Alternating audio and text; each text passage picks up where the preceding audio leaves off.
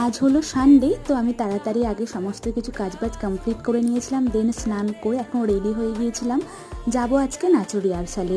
আর তোমাদের একটা দারুণ নিউজ দিই, আজকেই আমি জানতে পেরেছি মানে সামনের রবিবার 1 তারিখে আমাদের নাচের এক্সাম।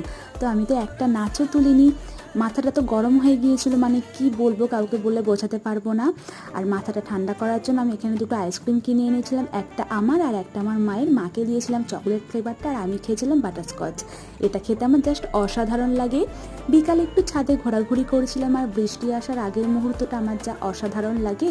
আর ফুরফুরে একটা হাওয়া দিচ্ছিল, যাই হোক মনটা ভালো করে যেই নিচে আসলাম তেমনি আরও একটা কাণ্ড ঘটিয়ে বসলাম। এই যে বাপির ফোনটাকে হাত থেকে ফেলে দিয়ে একদম নতুন করে দিয়েছি, দেখো কতটা ফেটে গেছে। এটা গ্লাস গার্ডটা না, এটা পুরো ডিসপ্লেটাই গেছে। যাই হোক মনটা খারাপ করে কি আর করা যাবে, একটু তো সিমাই বানিয়েছিলাম, সেটা একটু খেয়ে মনটা ভালো করলাম। দেখা হচ্ছে পরের কোনো ব্লগে। ওকে, টাটা।